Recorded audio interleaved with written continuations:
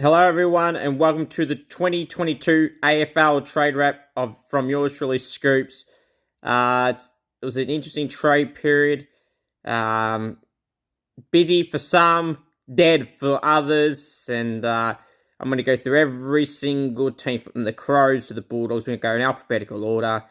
Just a pre-warning, would love for you all to subscribe to the channel. I love doing all the content for you guys and girls, so I really appreciate if you could subscribe to the channel, hit the notifications button, turn on the bell for all notifications, hit the like button, comment, share, subscribe. Subscription is the most important thing. It is free, and for you to get all of my content, please subscribe. It is the most simpler way to get notified of my stuff is by subscribing. So please do so. I would really, really appreciate it. Now, just a reminder, or just a teaser for right now, when I get to St Kilda, I am going to be ranting. Just a general feel of the trade period, though. In general, it was for every club this is combined. Some big moves, just without going through them in detail, but Jason Horne-Francis leaving the Roos to Port. Isaac Rankin joining the Crows. We had Luke Jackson going to Freo. Jaeger O'Meara, the bombshell late, went to the Dockers. Rory Lobb did end up going to the Bulldogs. There was a lot more. A lot of big names. Brodie Grundy went to Melbourne from the Pies. Ollie Henry ended up getting to Geelong and got his way because apparently 45 minutes away is too far for him to be classed as homesick. The Jack Bowes trade to Geelong with pick 7 involved. Unbelievable. I still don't agree with Geelong on that. So, yeah. Yeah, we'll go through all that right here, right now. So let's go in alphabetical order. And how I'm going to do this is I'm going to say, with your club, when I go through each individual clubs, I'll go through what picks they have in this draft and the future draft picks that they added in or out. So we'll start with the Crows. They brought in Isaac Rankin for pick 5. They lost Billy Frampton to the Pies. The current picks they'll have is pick 23 and 46. Future picks up, they received a future 4th from the Suns, which is currently tied to the Dockers, or parting way for future 3rd and 4th also.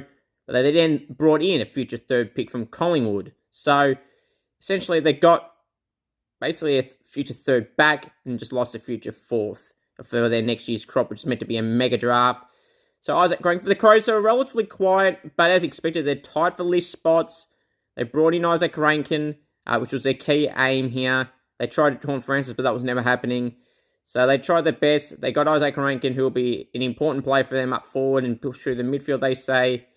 But yeah, as I said, they're tight for list spots, so it's a pretty solid move for the Crows. I'm going to start giving rankings too for all these sides out of 10 for their trade period. I'm going to say for the Crows it was a 6 because they got their man, but they didn't really do much else. Yes, they're tight for list spots, but I feel like they need a few areas they could have bolstered. They could have bolstered their key forward stocks, I suppose. Or them, yeah, well, that's not really an area they need because they've got a lot of plays in a lot of positions. There are a lot of inside mids, but whether it's quality or not, some of them are going to need to take time. They're a younger team, so I'll give them a 6 out of 10. The Brisbane Lions, they did fantastic. Josh Dunkley was one of the biggest trades of the trade period, which I didn't mention off the top. Got deadline day, last 15 minutes, joined the Brisbane Lions and the Bulldogs. Got him in, brought in Dan McStay. They lost Dan McStay and Tom Berry. They gained Josh Dunkley and Jack Gunston. 2 great ins for them. Gunston and Wildcard. I mentioned them 2 up forward with Danaher, Cameron, Hipwood, McCarthy, Zach Bailey. He's going to be a dangerous forward line for the Lions. They, as I said, lost Tom Berry and Dan McStay. Gunston essentially replaces McStay. And Dunkley provides another mid-forward target. They go in picks 34, 35, 36, 38, 55, 56, and 73. Future picks, they got rid of a lot of their future picks, including they gave away their future 1st and 2nd to the Bulldogs for Josh Dunkley. And they lost a 4th rounder, which was tied to Geelong. Part of that. But they got some back the other way. At this stage, for the 2023 draft, they'll have a future 2nd rounder. Or sorry, a 2nd rounder in 2023 future draft period, which is tied to Geelong. Future 3rd is tied to Melbourne. And a future 3rd again, this time tied to the Bulldogs. So, look, the points this year, they need it for Jasper Fletcher and Will Ashcroft, 2 young guns. Will Ashcroft will be bidded on at pick 1 or 2. Just reminder too, I'll be going through some draft content in the next few weeks leading up to the draft, which is in late November 28th and 29th. I think off the top of my head. It's a Monday and Tuesday night. in the last week of November. And so they needed a lot of picks for points. You're better off, say, hypothetically having 34, 35 than having them, say, 30.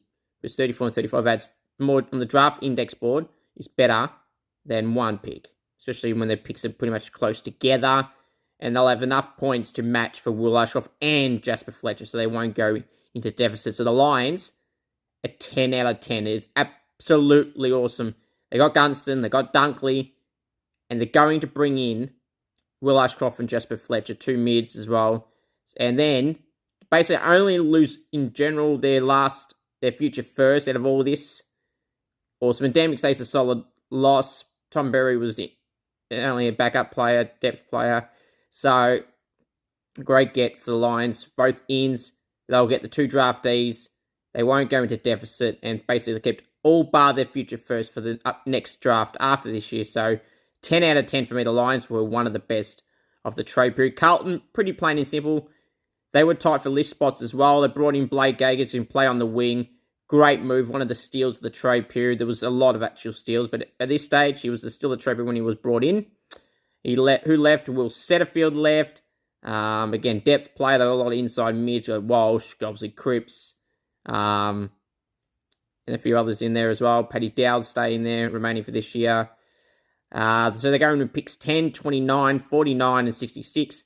They gave up a future third for Blake Acres, but they gained a future fourth as part of the Will Setterfield trade. So, I mean, a bit similar to Adelaide. They did what they had to do, but they do regain a top 10 pick still, the Blues. So for me, basically, Acres for Setterfield, if you think about it in a way, and it's an upgrade, definitely a huge upgrade on Setterfield is Acres. So I'm going to give the Blues a 7 out of 10. Again, similar to the Crows. I think they did pretty well to bring Blake Acres to essentially swap with Setterfield. Great move there. And to only get Blake Acres for a future third is partly why I've given him a 7 out of 10. The Pies, well, how do you grade the Pies? It's really an interesting one to grade. If you're logical and start thinking about it, they lost Brodie Grundy and Ollie Henry. They kept Jordan De Goey, which is great for them. They brought in, though, Dan McStay, Tom Mitchell, Bobby Hill, Billy Frampton. They essentially lose Grundy. Henry, they wanted to go, so they couldn't keep him. They were forced to get rid of him. They didn't want him, though. Brodie Grundy, it was more of the salary cap reasons, but to free up Brodie Grundy's salary, they were then comfortably able to, well, maybe not comfortably, but they were able then to fit in Tom Mitchell, Dan McStay, the 2 main ins for them. Dan McStay, they've been crying out for a key forward as the Pies. Mason Cox is not here. Brody Myercheck's not tall enough. Craig McRae in the past has outlined to me that they need some key forward and small forward options to support Ginnivan and Myercheck, and Dan McStay and Bobby Hill can fill a need there. Now with the key defenders, they brought in Billy Frampton, who for the Crows in the sample in AFL this year mainly plays a key defender, but has shown in the past he plays a key forward and pinch it in the ruck. They want him to they see him as playing as a key defender to replace Jordan Rufford. They are a bit light on in terms of tall defenders. I mean, they got Madgen and people like Howe and that, but they're not really tall enough, so they're going for, they got Darcy Moore, but Billy Frampton is another one. They signed on a 3-year deal. They think who can play a key role there. Dan McStay also got a 5-year deal. Bobby Hill is in a small forward and help out Jack Ginnivan. Their draft picks too going is pretty well as well. 16, 25, 27, and 51. They traded out a future second and third round pick. But again, they got 2 key ins in Tommy Mitchell and Dan McStay. Lost Brodie Grundy and Ollie Henry. It's a hard one to grade for me, but considering they only, of significance, they only lost Grundy in a future second to bring in Mitchell, McStay, and Hill as the main 3. And they kept a pick relatively in the first round and got 25 and 27 as well. I'm going to give him a 7 out of 10. The only reason I'm giving him a 10 or closer to a 10 is because of the Brodie Grundy. It's not so much that the Brodie Grundy's out, because they're paying part of that salary cap still, and because they don't really have any other ruck support. So if Darcy Cameron was to go get injured, I don't think Mason Cox would do well. And in fact, I don't even trust Darcy Cameron at this stage to do a full season as the number 1 ruck. It's worked so far this year, so you can say it could work again. Hopefully for them it does. And it worked at times this year, but I thought they still need a proper ruck where Darcy Cameron can play forward with McStay and Myercheck, and then you won't have to see Mason Cox in the side. So for the Pies, it's 7 out of 10 for me. The Bombers, they filled needs. It was more of a needs basis for them. Not big names. Will Setterfield and Sam Wiedemann come in. They lost Aaron Francis, who was not even considered really at all this year. They're going to pick 4, coveted pick 4, 22, 54, 62, 68, 72. They traded out their future 4th at Carlton for the Will Setterfield, but brought in the future 4th Titus Sydney from the Francis trade. So realistically, they kept their future picks essentially just swapping from their own to Sydney's for the future 4th. So 4 and 22, the main picks in this draft. They filled a need with Will Setterfield. They've been begging for an inside mid. They've tried so many inside mids over the years, and including this year. They missed out on Jack Bowes and some others. But Will Setterfield's the one they've settled on in the end. A solid player. I don't know if he'll be the one, but at least they've got an inside mid. Sam Wiedemann came in, and I thought this was a solid move. St Kilda was linked to him if he was to go. Melbourne let him go, said they wouldn't accept a future 3rd, and that's exactly what they did in the end. So, very odd move from Melbourne. With some other picks around it, of course. But, yeah, Sam Wiedemann comes in. And again, they need key forward options. With Peter Wright, that's literally all they got. Harry Jones, I'm not so sold on, and anyone else came Baldwin and anyone else in those positions. So Sam Wiedemann, although he's in the similar boat to Jones and people like that, we're not so sure on. He's back from the VFLs. The Ruckman was really dominant. He had some big possessions, kicked some goals, had some decent amount of hit-outs for a non-Ruckman. So could be a wild card for the Bombers, could Sam Wiedemann. So watch your space on him. But for the Bombers, again, similar to the Crows and Blues, more of a needs basis. I'm going to go 6 out of 10. They weren't awfully great. That's probably a bit generous, but I'm going to 6 out of 10. They tried to get Bowes. They actually wanted Bowes, unlike Geelong. And, yeah, unfortunately just for them, they couldn't get him. Freo, he's one of Collingwood, similar to Collingwood, but these are the players that wanted to leave. Griffin Logue, they lost Lloyd Mead, Darcy Tucker, Blake Acres, and Rory Lobb. They brought in Josh Corbett. They sold the world for Luke Jackson. And they brought in the wild card, Jager O'Meara. They're going to picks 30, 44, 67, and 76. They don't have any of their own selections in the first 4 rounds next year, but they've traded into this year's draft. They have their own selections of next year's, but they traded in North Melbourne's future 2nd and 3rd, and 4th. So, and they have another 3rd round pick tied to Carlton and the 4th round tied to Hawthorn. Okay, so basically, they haven't got a future first, which was expected because they brought in Luke Jackson, and people know my thoughts on that trade. They probably oversold that. But they got their man, future key forward for years to come with Corbett. He can play a roll-up forward. I actually rate Josh Corbett more than some. I think he's a really solid player. Got a lot of players in that position. Burgess and now Chol and Ben King will come back. Levi Casbott's on another year, so he wasn't going to see many opportunity at all. So Josh Corbett's a big get. Oh, not a big get, a good get for the Dockers. And Jager O'Meara. Now, over time, I thought, why do they need another mid? They don't need another mid. But when I thought about it a little bit more, David Mundy retired, played a bit mid. Bringing in O'Meara will free Nat 5 to play more forward again, which is what they like to do with 5 now, coming back from serious injuries the last few years. So I like this move of O'Meara in now. Look, again, ideally, they didn't lose Lloyd Meek and Tucker and Lobb and Akers and Logue. Logue was the main one to keep. Lloyd Meek is a young ruck, but Sean Darcy's there now. Luke Jackson will be the second ruck, so Lloyd Meek, I understand. And he was contracted like Lobb. I probably would have tried to keep Lobb, but you got Corbett and Jackson to play up forward with Taberner if he can stay injury-free. Griffin Logue, they need key defenders. Well, they don't need key defenders because they've got a lot of them. Blake Acres, for me, wasn't the right move to let go. Low ball, that's the one out of all of them that I didn't like them doing. And Darcy Tucker's contract was a depth play for them, but can be solid for North Melbourne. Their picks aren't the best, but they got their players in. Jackson and O'Meara, the main two. So, I mean, they weren't expected to have, early picks this year. For 30, their first pick, it's not so bad. For the Dockers, bit interesting like the Pies. So, I'm going to give them... They lost some good players, but they got some players in return. So, it's like hard to grade. They go, yep, we got them, but you lost them. Gave a lot for Jackson.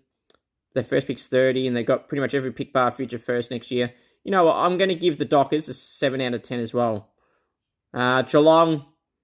one of the teams that stole the trade period. Jack Burrows comes in, Volley Henry and Tanner Bruin, all former first-round draft picks. Lost Cooper Stevens, speaking of former first-round draft picks. Going to pick 7. Yes, pick 7. 58 and 64. Traded out their future 2nd and 3rd and 4th rounders. So basically, they basically got, realistically, they started with pick 18 in this year's draft. and they end up going back early in the trade, 11 spots earlier to 7, and brought in Bose, Henry, and Bruin, and only lost Cooper Stevens, who was really a depth player for them. So, even though he's only been in 3 years. So, I have to admit, when they do well, I will tell you they did well, and they did absolutely well. But how I don't like what they did was Asava Radaglia. They love to give up.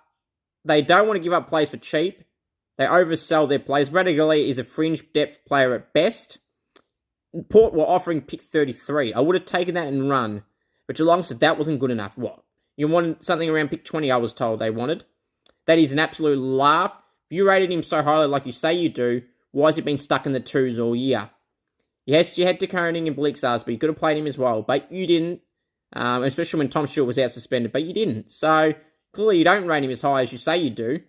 But in terms of what you did with the trade period, they brought in 3 first-round draft picks, former first-round draft picks, lost 1, who's most expendable of the 4, and kept getting pick 7. So, they did pretty well. So, for me, for Geelong, it's a 9.5 out of 10.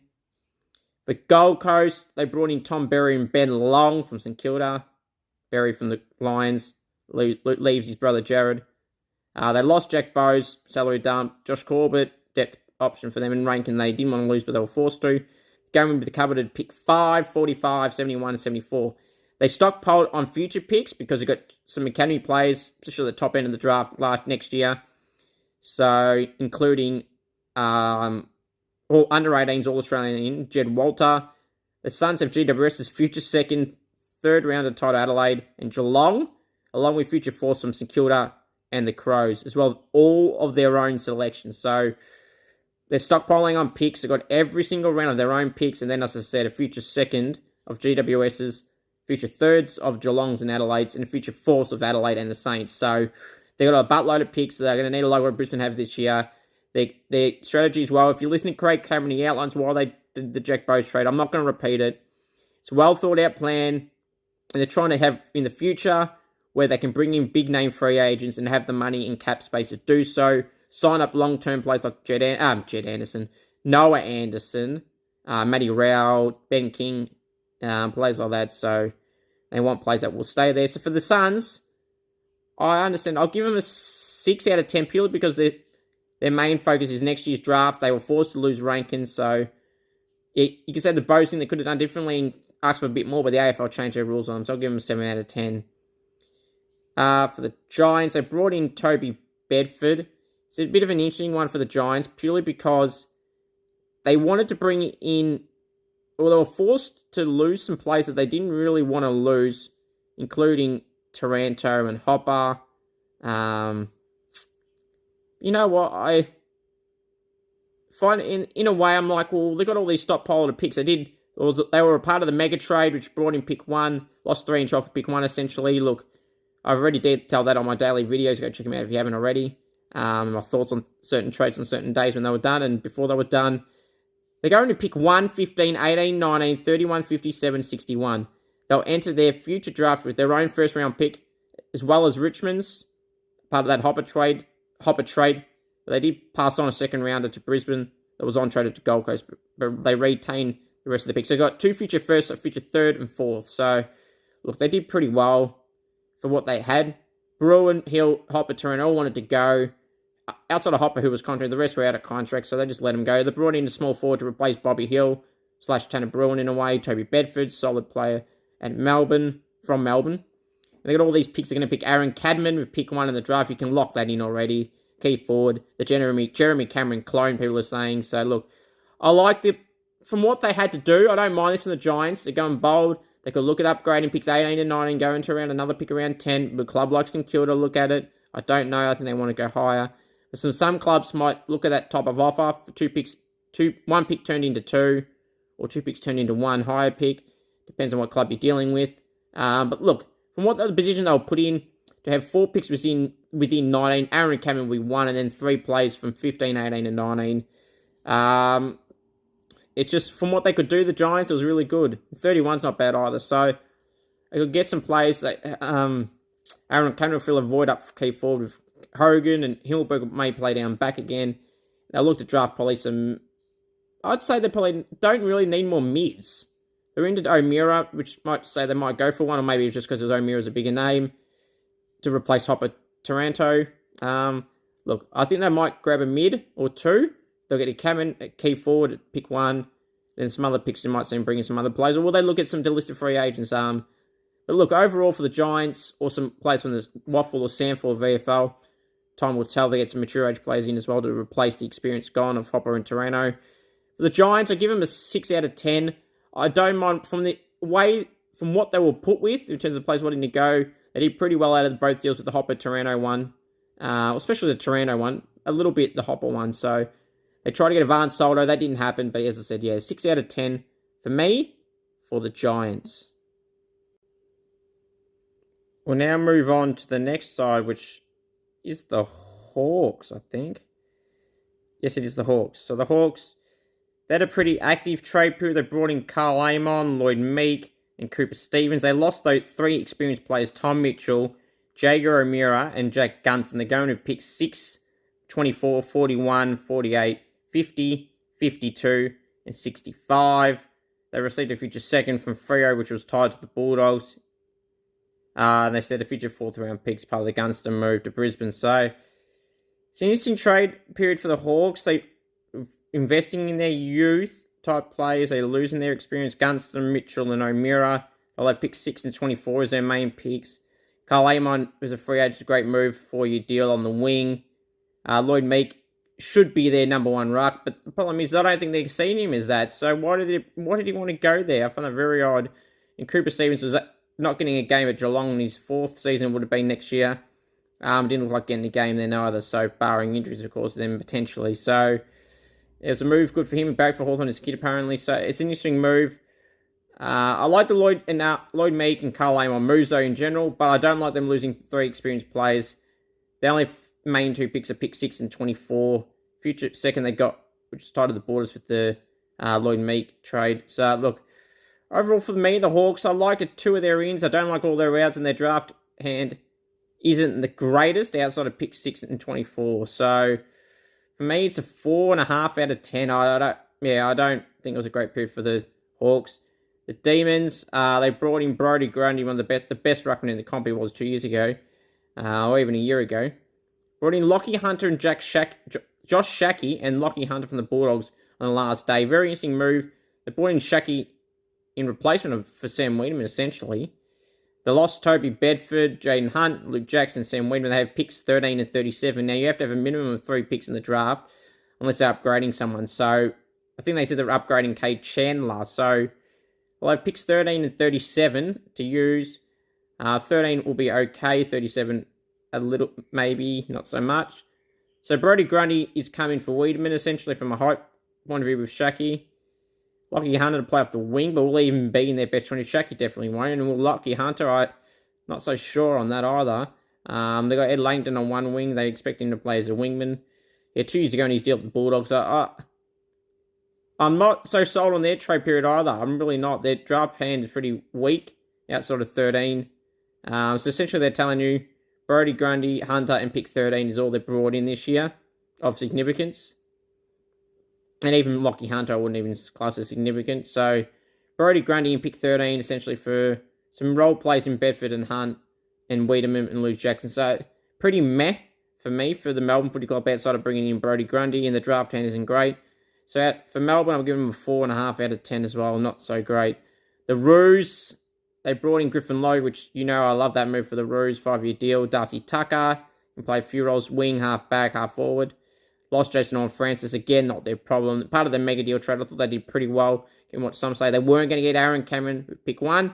Smiles are capitalising in part of that mega trade. They got 2, 3, and a future first of Ports for Horne-Francis, essentially. So they did well in the circumstances they were in and forced to. They get 2 midfielders. Harry Sheasel is one of the mids I'm sure they'll certainly take. Pick 2 or 3. They did not get Hunter Clark. That's their problem. By the way, I forgot to add 2 of the Gold Coast. They did not lose Jeremy Sharp, or remain a son.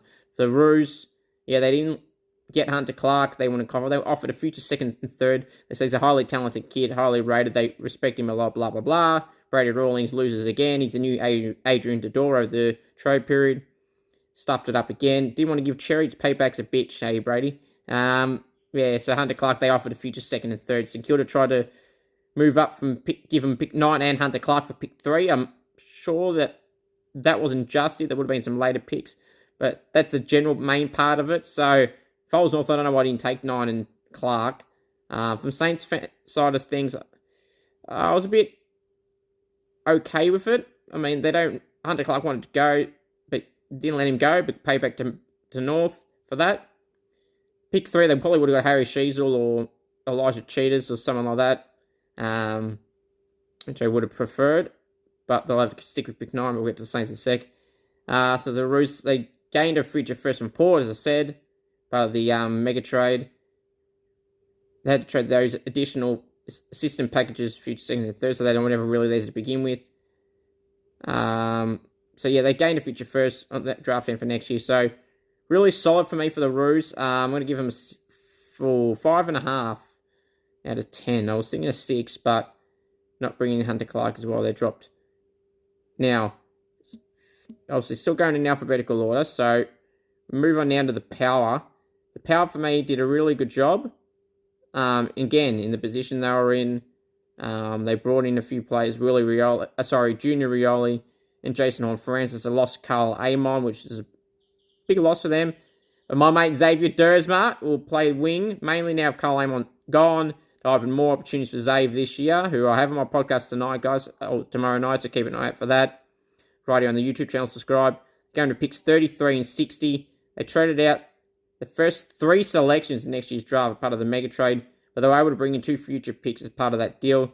The second round pick next year will be they got Collingwood's future second, they got Freo's future third, and so yeah, they basically just lost the future first and brought in the 2 players and lost Amon. Weaker draft hand this year, but Horne-Francis and Rioli make up for that loss of those earlier picks. 33 is still not the worst. So for the Power, for me, from the position they were in, outside of that, they basically gained 2 players, kept their future, only lost their future first. So I'll give them a 7.5 out of 10 for the Power. For Richmond, they brought in Jacob Hopper and Tim Taranto. Did not lose anybody. No Ivan Soto. He stays at the Tigers. They're going to picks 53 and 63. They traded out their future first for Hopper, and their 2 first-round picks for this year for Taranto. And the rest of their selections remain intact at the moment, or relatively intact. Good, they got some 2 inside mids, 24 years of age for both. Great moves for them. I like their moves. Yes, it chunks out their picks for this year in the first round of next, but you got 2 future players there to play in the midfield. Plays Cochin and Martin. Then you still have Jack Graham there. Did not go to the Power in the end. So, you got some good moves there. 2 inside mids can do well. Taranto can play forward. So, for me, for Richmond, they did pretty plain and simple.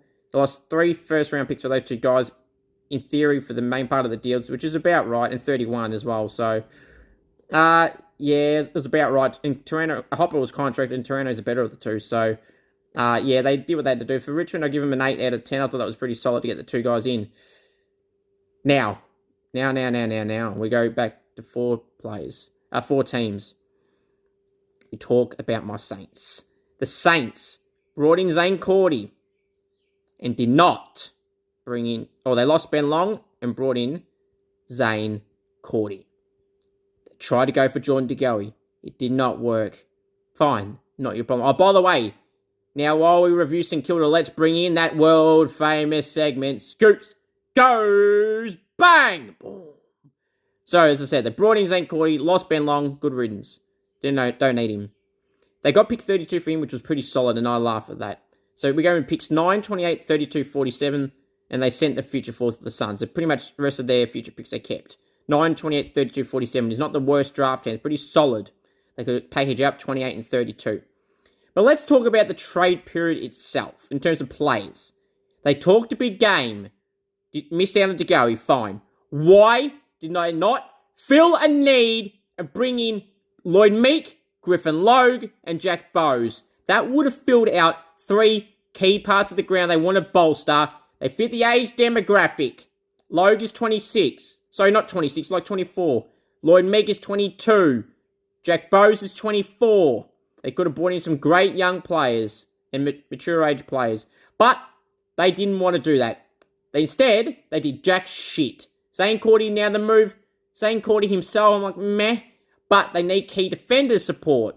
And I mean key height. 195 plus. Not 189, 191, 192, 195 plus. St. Courtney's 195, 196 centimetres. So from a positional side of things, it makes sense. But when we play sides like Geelong with Camerons and Hawkins, I don't want to see Josh Battle or Cal Wilkie or Tom Highmore on a Jeremy Cameron or a Tom Hawkins type size player. I don't. So the acquisition support for Dua Howard makes sense seeing Cordy come in. The move for him individually, it's meh, but the height's the right move. But Griffin Logue was right there for the picking. Future player, way better player than Cordy. 5 years got offered him at 600, 700, like what North did. And you could be laughing on him anyway. You got to keep defender for the future for the next 10 years. You butchered that. You had Lloyd Meek. You want ruck support. Lost Ryder. Why couldn't you play Rory Lobb? Rowan Marshall as the forward, along with King and Tim Membry. That sorts out that area. But you didn't do that. You could have brought in Lloyd Meek as the ruck, and if it butchered, if that didn't work, you got Tom Campbell in the wings if you want him in. Or you could just play with Marshall as the ruck, bring in Jack Case to play up forward. Could have done that. But you didn't do that with Lloyd Meek either. And then we come to the Jack Bowes part of this. I've said this so many damn times. St Kilda want to bring in top elite draft picks and players. Well, to do so, you actually have to do something. And you did jack shit. You did jack shit. You want to do things. What you could have done is taken Jack Bowes, a good young 24-year-old, who plays a mid, an area you said you want to bolster.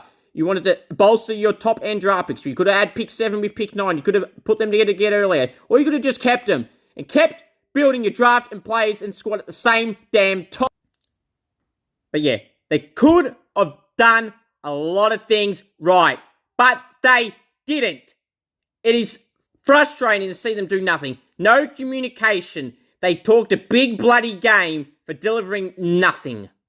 Big game dished out as per usual. Lies dished out as per usual. Do something about it. Seriously. It is completely and utterly unacceptable. The shit they keep dishing out. It is frustrating. It is annoying. It is everything you could think of. It is annoying. Logical moves. Cooper Gretsch could be the better list manager, better coach, all that. Team selection's one thing. Lying is another thing. Lying about injuries, hiding injuries, not talking about it, talking a big game and not delivering on it. That seems to sum up St Kilda. You've got 150th year this year, right? What are you going to dish up? 150 years of shit? Or 150th year going to be something good? Oh, God forbid it's something good because, see, they're calling me right now. They're upset at what I'm saying. It does not matter because they need to lift their game. St Kilda's trade period, again, you could say it was similar to the Crows and the Blues. You could say a 5 or 6 out of 10. Well, no, it ain't that because those two clubs didn't talk a big game and failed to deliver. The Degoe one wasn't their fault, but everything else is their problem. They did not deliver, so St Kilda's trade period is a 2.5 out of 10. Why 2.5? Because they half delivered on, well, not 0.01% they delivered on by bringing in somebody, and they brought in a key defender depth. So they partially delivered on that in getting Zane Cordy as a key defender depth option to fill a need. But they didn't fill the need with something good, and they didn't fill pretty much any other need, as I've outlined. Cordy, they could have got Griffin Logue instead. Lloyd Meek in the ruck to help Marshall play forward. Could have brought in a key forward. They had Sam Wiedemann they even could have got was a better option to play up forward as a key defender depth. You just need at least depth as well. And you basically did not cover that at all. Talked a big game, delivered nothing. Sounds familiar. It's a 2.5 out of 10. The Swans. Now, they were very quiet. In fact, they did nothing except for bringing in Aaron Francis on the last day. They are going with picks. Well, they gave up a future 4th round part of the deal for Francis, so they pretty much gained the majority of their main picks for next year as well. They're going for pick 14, 17, 42, and 75. For a side that made the finals and made the grand final, having 2 picks inside the first 17 is good, 14 and 17. Look, they were inactive, a bit like, they were the most inactive probably of everyone.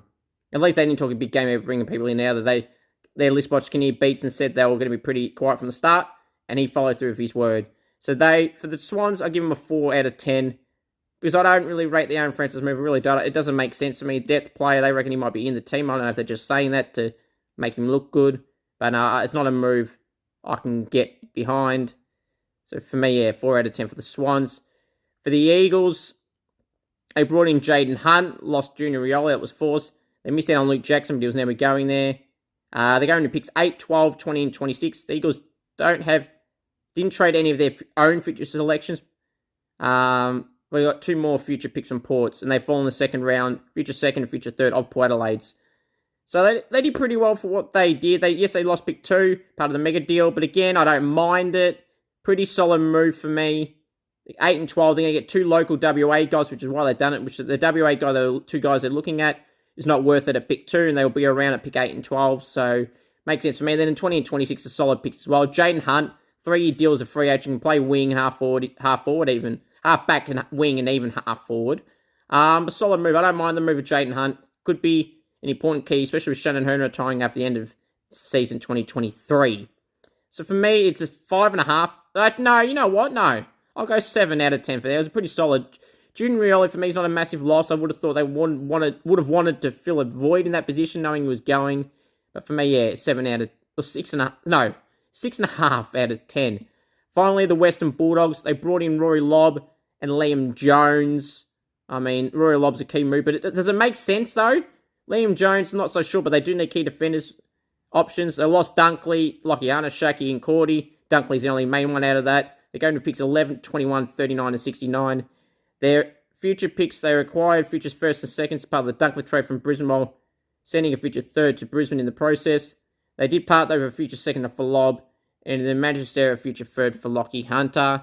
So for me, it's a 6.5 out of 10 for the Bulldogs as well. So, yeah, overall, good period for some and very poor for some. So, look, thank you all, and tune into the draft content and subscribe. You know what, guys? I'm actually going to change my tip for the Bulldogs. I said 6.5. I don't think that's actually that good. Yeah, Rory Lobb, but does it really fill a need? They got Norton and players like that, Bruce and Hugo Hagan, Sam Darcy. Yes, you can positionally put them back, but Norton's more suited now as a key forward. They could play him as a key defender, but then does that upset the forward structure? I don't mind. Then lost Josh Dunkley. They talked a big game.